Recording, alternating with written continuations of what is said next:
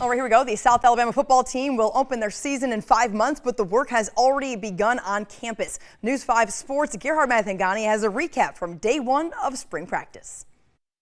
89 days ago, South Alabama left the field in Montgomery with a win in the Veterans Bowl. The team carried that momentum into off-season workouts and now to spring practice. Head coach Major Applewhite enters his second season at South with a veteran staff, including offensive coordinator Paul Petrino and Will Wyndham back to lead the defense.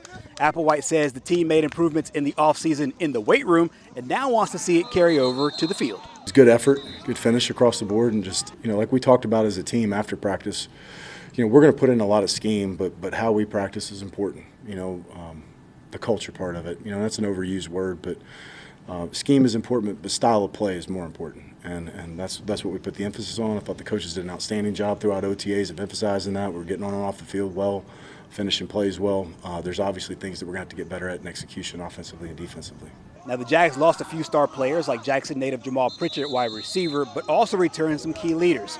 Gio Lopez leads a talented quarterback room, which also includes a familiar face in Bubba Thompson.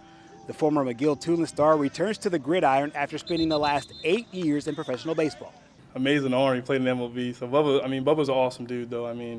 He's a little older than us, of course, but we all get along, and he's a great dude to hang out with, and we go to Topgolf together. We've all been there, so just hanging out with him, he's another great person to have in the room and just everyone just hang out with. You're going from, a professional athlete, like one of the best at what you do in the world, to a brand new sport, that you stepped away from for years.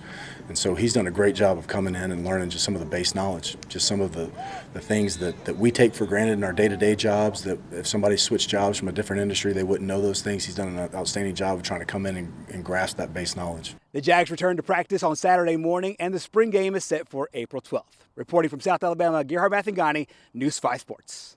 Cannot wait for the season. Here's a look at some of the notable games on the Jags schedule this coming fall. It'll be right around the corner. South will open with a pair of home games against Morgan State and Tulane. Then the first road game is at Jordan-Hare Stadium as they travel to Auburn on September 13th. Conference play begins the following week against Coastal Carolina there at Hancock-Whitney Stadium. The Jags will travel to Troy in the battle for the belt this year. That's on October 4th.